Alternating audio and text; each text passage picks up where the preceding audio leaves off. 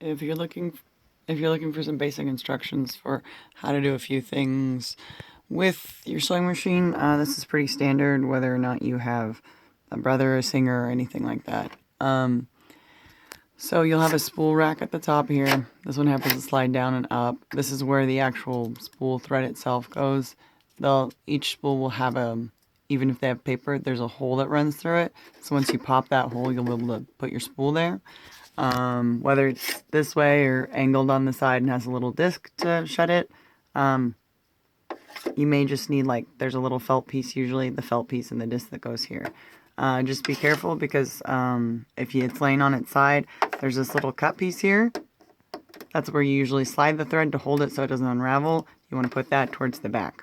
That way you're not pulling the thread off and sometimes it gets stuck. Pretty much what you'll do is I'm about to thread a bobbin. So the bobbin itself will go through, it'll go on here, and then this thing slides over. When that slides over, then it basically locks the machine, so it'll only go so far. And then this will just continuously spin. So this, in normal circumstance, this will move the needle up and down as it goes, but not when it's over. So the thread, to thread it, there's this little example here that'll show, we'll basically take this string and we'll wrap it around here. Sorry, there's just me, so camera work is gonna be beautiful. So I got that wrapped around, and then a really easy, nice way is on most bobbins, if I can get that in focus, they got this little groove right there. So what's gonna happen is, hold this maybe with my chin, is that if you slide this piece here through the hole that is, let me show you. Come on, don't go anywhere. That is right here. One-handed work. Yep, like that. Oh no, it's still stuck to my finger. Let's see here. Come on. Like it. Then it'll slide easier. There we go. Ta-da! So you slide it through there. And then there's like that little groove there. You slide it back up through the top. Stay. So through the base here. Come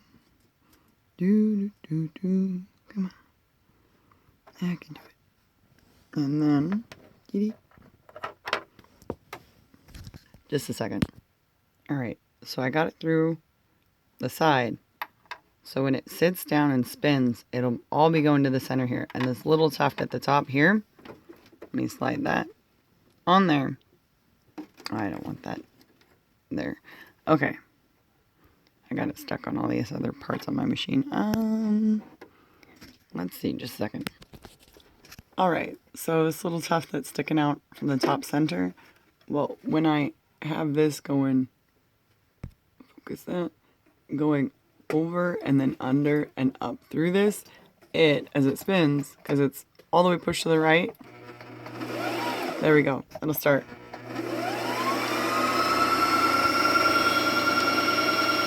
And I'll be able to do this till, this is kind of a depth for stopping.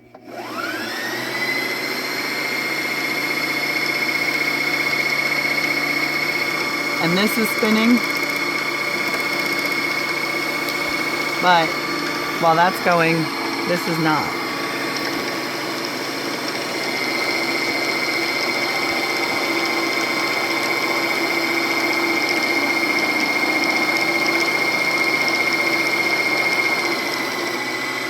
There we go. It stopped on its own. So I can take this off, and then I can literally cut it with scissors and trim this top little piece off. Hey, love. I have a helper. And then basically the bobbin itself since I trimmed off that extra piece that's otherwise sticking out, we'll slide. This is a drop. So usually they'll have little directions either on here, which lets me know that the direction of the thread as it goes. Like this, I slide it in, and then there's this little hook right in there that if I just wrap around that, ta-da, see if I can get really close in there, like this little kind of hook. I wrap it around that, and then I bring it up over here. This has a nice convenient little razor blade, so if I wanted to like chop that end off, I can. And then I just slide this right on, and that's loaded. So that's how I thread and load the bobbin. The only difference in threading the actual machine is instead of going in this pattern, I'm going to go through this top piece here. I'm going to go straight down, and there's this little detention disc here.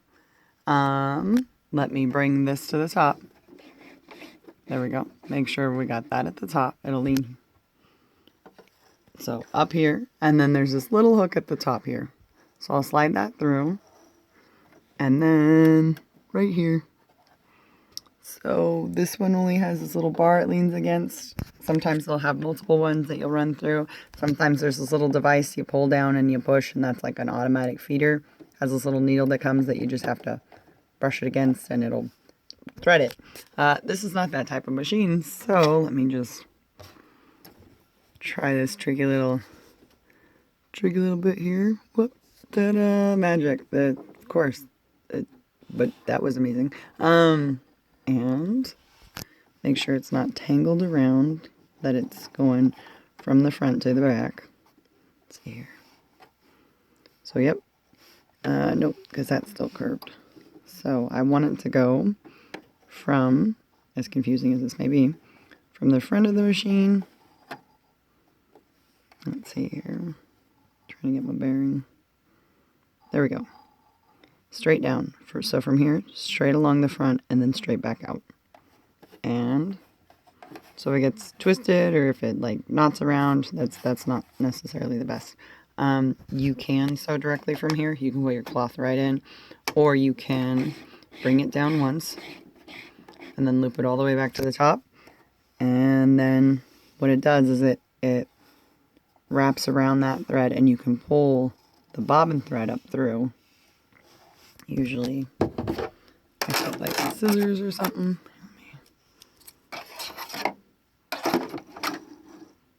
And that should like pull both of those threads up. So if you have, it's being a little bit stubborn right now. Hold on. There we go. I just needed a second hand to give it a little strength. So it'll pull it up, that bobbin thread up through the bottom of the machine, and then the needle going through the top. This is a little bit better to work with, because sometimes it'll knot up. So if you have like some scrap fabric, then a good way to start is to, and that's where I'm going to put the scrap fabric in. You set the presser foot down with this little thing here. It raises and lowers it, and then you bring the needle down, and you can sew just a little bit here. And when you're just at the edge of your project here, you can place the needle down, and that gives you a chance to, if your tension is correct and tight and exactly where you want it, to go right into your next project, and you'll have less tangles, less problems, less things like that. So, hope this helps.